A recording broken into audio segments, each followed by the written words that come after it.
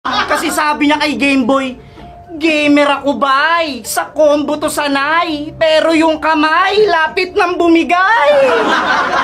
Tapos yung pang-ender na niya linya, tiklop na tong Gameboy, game over. Game over? Talaga? Bongga! Pandemic era nang mailabas ni Boss Enigma ang isa na namang lineup at kasama nga dito ang ikalawang round ng Isa Buhay 2020 na napaloob sa Zoning 12. Sa event nga na ito ay solid na matchup ang ating matutunghayan dahil sa mga bigating battle MC ang mga nakasali dito. Pero isa pa nga sa mga solid dito ay ang maraming luma at bagong komedyante ang kasali dito na sa panahon nga na ito ay gumagawa ng kani-kanilang pangalan sa flip top. Kaya naman sa video na ito ay sabay-sabay nating panoorin ang mga nakakatawang linya at mga kalokohan na nangyari sa event na ito. Welcome back ulit guys sa ating munting channel. For today's video ay papanoorin natin ang Zoning 12 Best Funny Lines. At paalala ko na muna mga clips na inyo mapapanood sa araw nito ay lang sa abot ng aking nakayanan. At kung meron man akong hindi naisama ay pwede kayo mag-comment sa baba at basahin natin yan sa susunod nating video. So, simulan natin. Let's go!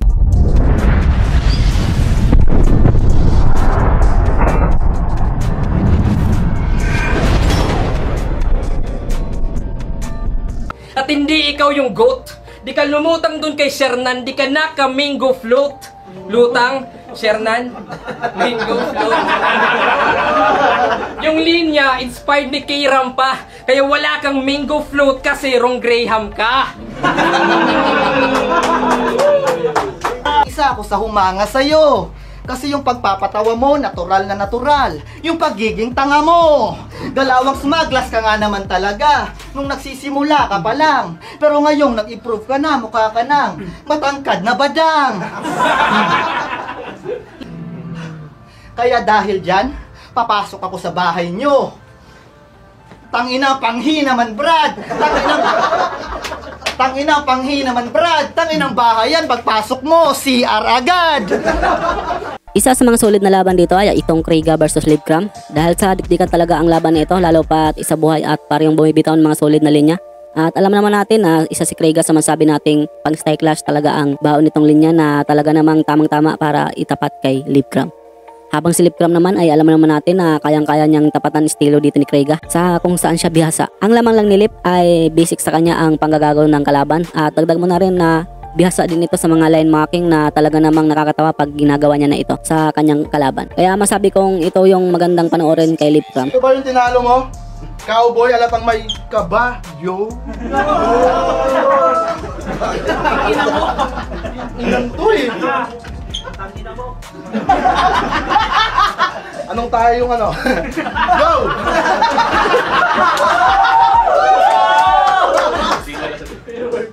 Tangina, ang hilig pa magsatin tapos yung forma pang pulube. Kung yung kay mo pang Kuya Kim, yung sayo Romy Garduse. Naka-jacket na kamo, minsan hip-hop, minsan emo din si Bay. Yan ang pormahang NPA. No permanent attire. SB.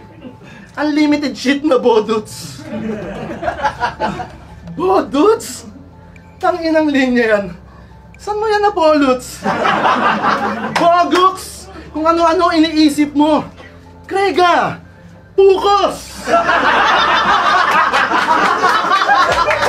Sabi niya kay Pistol, overweight na overrated, overacting ka overall. Ako dito yung underdog na underrated pero undertaker sa underground. Overall. Underground? Okay, let me understand. Tapos sabi niya kay Mot, ako yung assassinator of the year. Parang gunman Rolando. Pero nakaka-silencer. Parang Sogo na logo. Sogo na logo? Ang deep tone, lupit nun. Huwag ka maingay ah. Victoria Court yun! Tapos... Pero tuwang-tuwa yung bata mo. Sinundan yung yapak ng paa mo. Biglang tumawag siya sa'yo. Papuntang Muwa pala to. Ang ina mo. Ang inang to. Diyan yung na-impluwensyahan ko. Sa melodiya na naglalaro. Eh yung na-impluwensyahan mo, gusto maging paru-paro. Sunod naman ay ang All-in-Sun versus Jonas.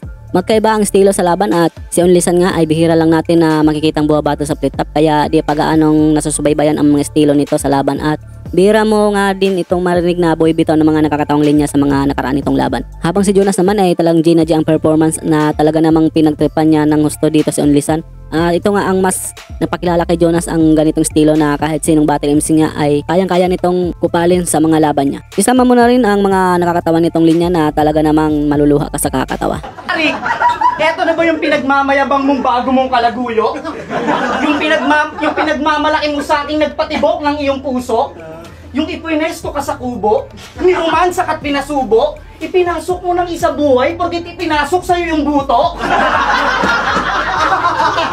Tanginan to, ang lande. Mahilig din sa lambe. Ngunit ang maging kayo ni Enigma ay malabot hindi.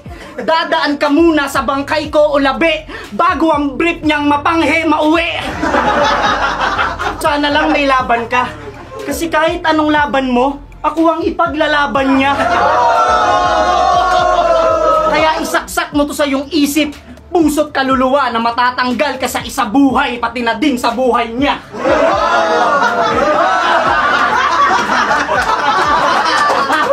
Pero para makagawa na magandang kanta, may tips ako sa'yo, Bessie. Upload mo yung beat mo sa YouTube, tapos post mo yung lyrics mo sa FB. Kami na mag-a-adjust. Kami na. Kasi yung angas ng beat at lambot ng lyrics mo, hindi talaga bagay, Onlysan. Parang sa logo ng uprising, nilagay kamay ni Righteous One. O, diba, sablay? Talagang sablay. Parang pangalan mo rin, bay. Kasi rap name niya, Onlysan. Pero yung mukha niya, Tulisan, no? Diba ang gulo? Tingnan nyo kasi yung baba neto. Parang kutsara ng simento. Sobrang tulis, kayang-kaya mong magbutas ng sesto. Pag ganyan yung baba mo, hassle sigurado. Pag bibili ka ng ice cream, nilalagyan ka sa ulo. Tuwing kalaban to sa basketball, ang daming naangal. Pag eto iniskrinan nyo, dapat yung bakal. Magaling ka mag-rhyme scheme. Multis, jokes, bars, halos perpekto ka na, Onlysan. Oo, lahat ng hinahanap namin, nasa Lazada yan. Timang! Sunod naman ay ang laban ni Slack1 at One Lie Ace. Ito magkakilala at magkaibigan at magkabats na rin. Si One Lie Ace nga ay may liga ding hawak at ito nga ay ang laglagan na minsan nga makikita natin dito sa Boa Battle si Slack1. Kaya masabi kong labasan talaga ng baho ang laban na ito. Hindi man gano'ng nagpapatawa si One Lie pero mabenta naman ang mga jokes nito. Habang si Slack1 naman ay unang salang pa lang nga sa flip top ay makikita mo na sa kanya ang kulit at pagiging komedyante nito. Sa battle na mapahanggang sa nga ay isa nga din siya sa mga inabang battle MC sa flip top at marami na ngang nag-iidolo sa kanya dahil sa husay din nitong magpatawa. May mga kilala nga akong MC ng flip top na buraot din palihim lang ginagawa. Sample? Sample? O sige, itago natin sa pangalang Wale Ace. Pare-pareho lang tayong buraot dito, wag nyo na akong lokohin. Ang pinagkaiba lang, nahuli nila akong binibenta ko yung mga in-sponsor sa akin. Kasi, tangin na lang mga clothing line owner na to Gusto promote agad para mas panalo. Tangin na, na-delay lang ako ng ilang taon sa pag-promote, pinopost nyo na ako. Pinost nyo ako makikilala ka talaga. Tsaka wag mo akong bepresyuhan tol, kinakamusta lang kita. Tanginan to, sabog yata, yung sagutan quality. Sabi ko, kumusta ka na tol? Sagot sa akin, 550. Pwestang ina mo, isa kang mongoloid na tunay. Dahil kung maayos kang kausap sa chat, lalagyan mo yon ng size at kulay. Des, joke lang. Ako po si Slack1. Hindi po ako buraot, di ako ganun humasin. Okay nga lang, bigyan ako ni boss ng TF kahit walang battle.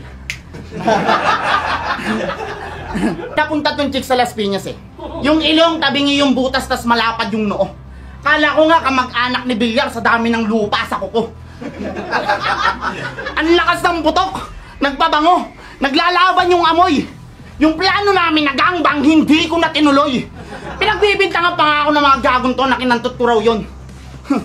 Tanga! Kung hinantot ko yung babae, di sana galit ako ngayon! Gago ka pala! Lakas kasi lumamon ang puta, tigilan mo pagkakain. Nagalmusal at nagtangalian at lahat tangin nakagutom ka pa rin. Ang laki na ng tiyan mo, bayaw Ilang months na yan? Hindi na bodega yan, sa warehouse na yan! Sigmuraan kita sa warehouse Kung di ka pa mahuhuli, hindi ka aamin. Nakatatlong tapsi ka na doon sa likod yung mga nabatel, hindi pa nakain. At syempre dahil umabot ko sa part na ito at kung bago ka lang nakapasyal sa channel ko, inanyanyahan mo na kita na mag-subscribe at pakihit na ng bell button para lagi kang updated kung may bago kong ilalabas ng mga video tulad nito. At papalo at like na rin ang ating Facebook page. Nag-upload ako doon ng mga content about sa hip-hop at flip-top. Maraming salamat at magpatuloy tayo. Kaisen yung pagkabahag ng buntot niya kasi palaban sa panlabas malaitadori pero deep inside siya'y suko na. Anime reference kaya si Enigma malamang hindi yun makukuha. Alam pala ni Enigma, shoutout sa'yo, men. Para mabawasan na yung mga pasaway na anak. Kasi balita ko sa utos ng nanay mo, lagi ka na daw sumusuway. Hindi ka na daw tumatanggap ng utos pag hindi naka-holorhyme. Premeditated freestyle shit. Freestyle ko ba mga pre? Tangina nito kasi.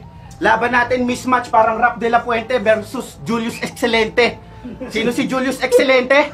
Di ko alam, freestyle nga Pero nung nasabihan siyang Sunod naman ay isa sa nagpaingay sa laban dito sa Zoning 12 ay itong Mastafit versus Sardeo. Ito magkabatch at parehong komedyante. Una nga si Sardeo ay sobrang active nga sa panahon nga ito na sobrang nakakatawa ang mga ginagawa nito at mga binibitawan nitong linya sa laban niya dito sa pandemic. At hindi na gaanong malalaswa ang mga pinapakita niya dito. Ito siguro ang masabi kong solid na performance ni Sardeo sa flip-top. Habang si Mastafit naman ay sa panahon nga nito ay solid din ang mga nakakatawang linya na ini-spit niya dito at sinasabayan nga niya ang mga kalokohan dito ni Sardeo. Ito yung mga panahong bintang-binta pa sa mga manonood ang jokes ni Mastafit. Pero hindi yun masama kung ganyan yung tingin nila sa atin. Kung nahihiya kang bakla ka, hindi sabay tayong umamin. Kasi walang masama sa pagiging bakla. Dapat responsable. Mapagmahal sa magulang, mapagmahal sa kapwa, at higit sa lahat, magaling tsumupa. Yun ang importante. Artist ako, nagpapakatotoo. Mga umaastang barako, ayaw magkagalos, ayaw mahirapan, gusto lang ay makaraos. Sila na nga yung nasarapan, sila pa yung nanghihingi ng pera. Aba, ayos. Kaya konti na lang, sasampalin na kita, Kiko Matos. Hoy, Boba! Tangina, sinong baliw pa maniniwala sa'yo? Bukod kay Enigma. Ay, nandun na. Bukod kay Enigma. Bukod kay Enigma, tanging asawa mo na lang nagtitiwala sa'yo. Oh, titi, wala sa'yo. Tanginan to.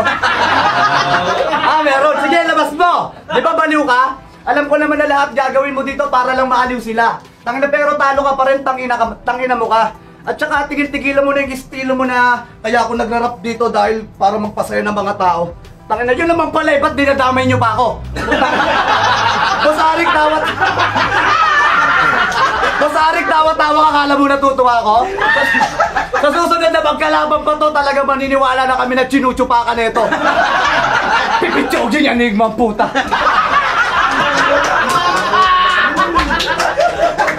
At sa English, ayoko sanang pumalpak. Meron akong motto sa English Mastafit, what the fuck?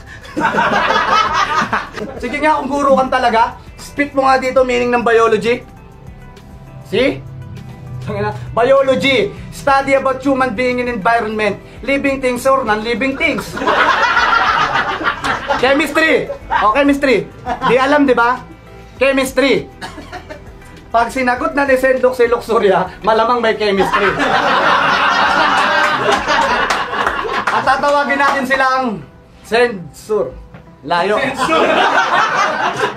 Tangina. Sige nga, taas kamay ng pabor sa mga pinaggagawa nito. Oh. Sige, ako dyan, ikaw dito. At last, ang labang Zenlook at Harlem. Solid din naman ang laban na ito, mataling haga laban sa malupit mag-bars. Minsan lang nga nating marinig si Zenlook. Dahil na rin sa estilo nitong mataling haga, kaya di talaga nababaga sa kanya ang pagiging komedyanting MC. Habang si Harlem naman ay simula nga ng pagbalik nito sa flip-top ay mapapadalas na rin ang mga jokes nito at parang bumalik nga din ang dating Harlem dito. Kahit nga seryoso ito sa laban ay nagsisingit nga pa rin ang mga nakakatawang linya na talaga namang nakakatawa. Tumakbo ka din sa isip ko. Kaso ang bobo mo, ikay natisod. Tangina mo, hindi ka malalim, ikaw ay malibog. Panoorin mo yun, tapos pag napanood mo na, tsaka mo ko tawagin kay Sir. Kaya di ba ako tapos na nagtado ka? Kaya sa mga players ko dyan na nanonood, gusto ko lang kayo i-shout out. Tanong nyo sa kanila, alam nila na panisisend lock sa akin sa bilis ko mag-send ng cash in at cash out. Ay, ikaw na, putangin na mo. Pilit kang nagpapakalalim, pero napakababaw lang naman pala ng pangarap mo. Kaya pala sa Enigma, gusto na mag-champion ka, Brad. Kasi laki na matitipid niya, puta, picture lang bayad. Lahat ng MC dito ang hangarin, kaya nag-rap para yung pangalan nila maihanay sa greatest greats. Tapos ikaw, kaya ka lang pala nag-rap, putang ina, para mong baby cakes. Para kang si Likram Ugok. Nagpapaulang ka ng kamalayan sa kapatagan, hindi para mamunga, bagkus para madiligan. Ang kulay lupa mong bayag na tigang at tuyot. Nakikita mo ang yung tunay na saloobin sa tuwing naririnig mo yung baby ko sulot. Kami yun, mabibilad ka muna sa araw at mabababad sa mga dambuhala na alon, di mo yun makukuha, kakababad sa UG's, Pornhub at kayatan.com. Sin! Sin! Where's your fucking manners, bro? Kasi I just one lagi nagjajakol mo kung ikaw panay-panay. Kaya Enigma, pag humingi ng FMC na kalaban to, alam ng pakay, patay. Kaya pala subconsciously, lagi mong ginagamit sa mga linya mo, yung salitang palad at kamay.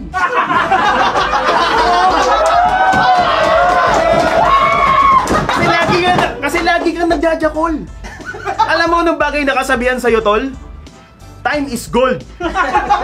When watching gold. At dito na tatapos ang aking video sa araw nito. Maraming salamat sa inyong panonood at sana ay nag-enjoy kayo. Maraming po salamat sa mga solid supporters natin dyan na walang sawang sumuporta sa channel ko. Marami pa po kayo lalabas ng mga video about sa flip top, kaya pakiabang-abang na lang po. At don't forget to like this video para naman may pakita ni YouTube sa iba pang manonood. Hanggang sa muli, peace out!